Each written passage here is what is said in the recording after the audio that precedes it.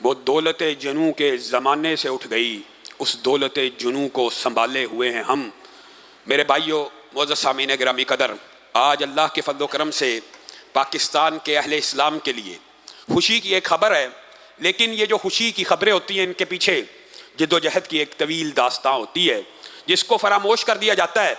اور خوشی کی وہ عظیم الشان خبر یہ ہے کہ پورے ایک سال سے جس ٹرانسجنڈر بل کے حوالے سے آپ کے سامنے سوشل میڈیا کے اوپر، ٹی ویوں کے اوپر، پورے ملک کے اندر ذہن سازی کی کہ یہ کون سا بل پیش ہو گیا کہ کوئی بندہ اپنے آپ میں مرد ہونے کے بعد یہ سوچے کہ میں عورت فیل کر رہا ہوں اور جا کے اپنی جنس کو تبدیل کروا لے۔ یہ بل اسمبلیوں سے پاس ہو چکا تھا جس کے خلاف ایک تحریک کو بپا کیا گیا، اور اس تحریک کے اس منبر و محراب سے آپ سب شاہد بھی ہیں، سوشل میڈیا کا اوپر محاذ ہو، ٹی وی کے اوپر ہمارے پہ یہ ایلیگیشن تھا، آپ ٹی ویوں کے اوپر، سوشل میڈیا کے اوپر تو یہ فائٹ کرتے ہیں، عدالتوں میں کیوں نہیں جاتے؟ اللہ کے فضل و کرم سے ہمارے وکیل عبد الرحمان ایڈوکیٹ نے وفاقی شرعی عدالت میں پٹیشن کی، جن کا ساتھ ملک کی بڑی تمام مذہبی جماعتوں نے دیا، اور سب سے پہلے اللہ کا شکر گزار ہوں، اور اس کے بعد اپنے نمائندہ وکیل عبد الرحمان ایڈوکیٹ، اور اس کے بعد سینیٹر مشتاق صاحب، ان کے وکلاء کی ٹیم، تنظیم اسلامی ان کے وکلاء کی ٹیم، جمعیت علماء اسلام اور ان کے وکلاء کی ٹیم کا بھی شکر گزار ہوں کہ انہوں نے ہمارے شانہ بشانہ وفاقی شرعی عدالت میں یہ کیس لڑا۔ لیکن میڈیا کے اوپر، سوشل میڈیا کے اوپر آپ شاہد اور گواہ ہیں کہ ٹرانسجنڈر بل کے خلاف جو دلائل ہیں، جو موقف ہے، جو اسلامی نقطہ نظر ہے، وہ کن لوگوں نے پیش کیا، آپ سب اس بات کے شاہد اور گواہ ہیں۔ اس موقف کو ججوں نے سنا اور ہماری پٹیشن کے اوپر آج یہ فیصلہ دے دیا کہ ٹرانسجنڈر بل میں جتنی غیر اسلامی شکیں ہیں ان سب کو معطل اور مسترد کر دیا جاتا ہے۔ الحمدللہ رب العالمین، اللہ کا شکر ہے۔ یہ جو فیصلے ہوتے ہیں، حقیقت میں ان فیصلوں کے بعد دل میں ایک امنگ اور امید پیدا ہوتی ہے کہ اللہ کا شکر ہے۔ اور ہم نے اس کیس میں بھی پاکستان کے اس آئین کو استعمال کیا کہ قرآن و سنت سپریم لا ہے، پارلیمنٹ پاس کر لے قرآن و سنت کے خلاف کوئی بل تو کیا وہ بل بن سکتا ہے؟ تو اللہ کے فضل و کرم سے ہمارے دلائل کو جب ایسا کوئی فیصلہ آتا ہے تو دل میں یہ ایک امید پیدا ہوتی ہے کہ اللہ کا شکر ہے کہ ابھی بھی کچھ ایسے جج اور پاکستان میں آئین اور قانون اس حد تک موجود ہے کہ جو قرآن و سنت کو سپریم لا مانتے ہوئے غیر اسلامی شکوں کو معطل اور مسترد کر دیتے ہیں۔ اور میرے بھائیوں، لیکن ایک بات یاد رکھو،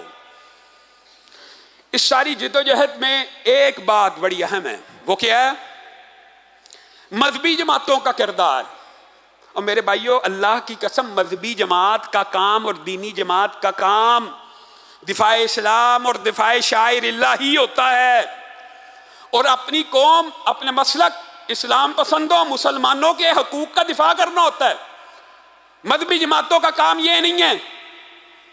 کہ عمران خان زندہ باد اور نواز شریف زندہ باد اور بلاول بھٹو زندہ باد کے نعرے لگائے جائیں۔ مذہبی جماعتوں کا کام ہے نظام مصطفیٰ زندہ باد کا نعرہ لگایا جائے، قرآن و سنت زندہ باد کا نعرہ لگایا جائے، اور جب بھی خلاف اسلام کوئی آئین بنے اس کے خلاف کھڑے ہو جایا جائے۔ جس طرح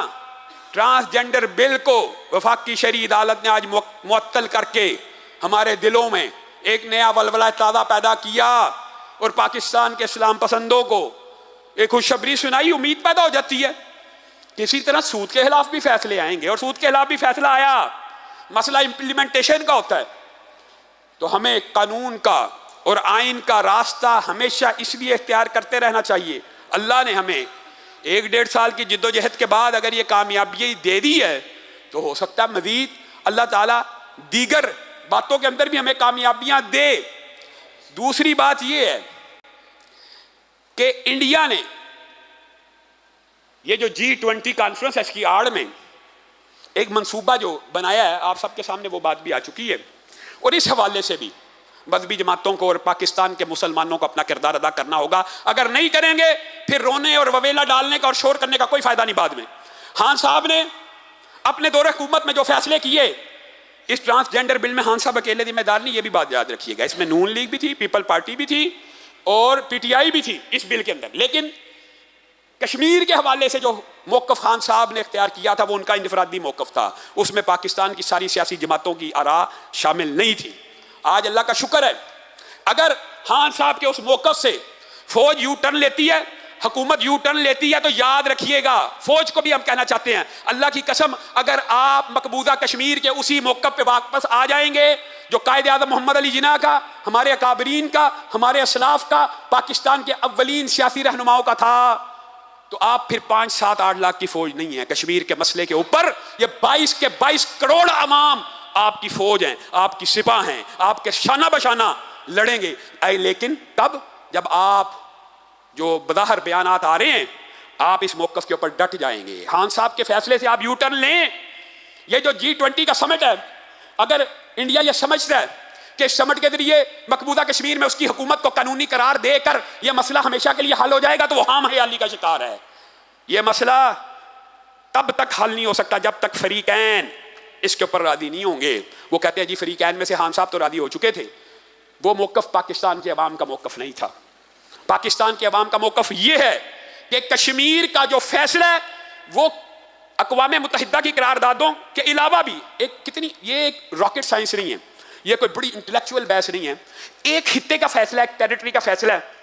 جس ٹیریٹری کا فیصلہ ہے کیا اس فیصلے کے اندر اس کی عوام کو شامل ہونا چاہیے کہ نہیں؟ کتنی عام فہم بات ہے، یہ کوئی راکٹ سائنس ہے؟ اقوام متحدہ آنکھیں بند کر کے بیٹھی ہوئی ہے، جس طرح فلسطین کے اندر آنکھیں بند ہے کشمیر کے اوپر بھی آنکھیں بند کرے۔ او بھائی کشمیریوں کی رائے کے بغیر، چلو آپ کہتے ہیں کہ پاکستانیوں کی رائے کیوں لی جائے؟ پاکستانیوں کی رائے اس لیے لی جائے آپ نے قبضہ کر کے حملہ کر کے ہمارے سے لیا ہے، ہم تو جوناگڑھ حیدرآباد دکن کی ریاستوں کا غم نہیں بھولے، پاکستان کی قوم کو تو وہ بھی سارے معاملات بلا دیے گئے، لیکن مقبوضہ کشمیر تو سب کو پتہ ہے حملہ کر کے لیا گیا ہے، اور مقبوضہ کا مطلب یہ ہے جو قبضہ غاصبانہ کیا گیا۔ چلو بالفرض آپ پاکستان کو فریق نہیں مانتے تو جو وہاں کے شہری اور رہائشی ہیں کیا وہ بھی آپ کا متعلقہ فریق نہیں ہے؟ اس سے تو پوچھئے، اس کی رائے تو لیجئے، ان کو تو حق خود ارادیت دیجئے، ان کا تو حق ہے نا۔ اگر وہ فیصلہ کر دیں ہم نے انڈیا کے ساتھ جانا ہے تو چلا جائے، کوئی حرج کی بات نہیں ہے۔ اگر وہ فیصلہ کریں ہم نے پاکستان کے پاس جانا ہے تو پھر آپ کیسے روک سکتے ہیں؟ میں کہتا ہوں اس سے بھی الگ بات کر لی جائے۔ اگر وہ یہ فیصلہ کر لیں ہم نے انڈیپینڈنٹ رہنا ہے تب بھی فیصلہ اس فریق کو شامل کیے بغیر نہیں ہو سکتا۔ آج پاکستان کی افواج کو ضرورت ہے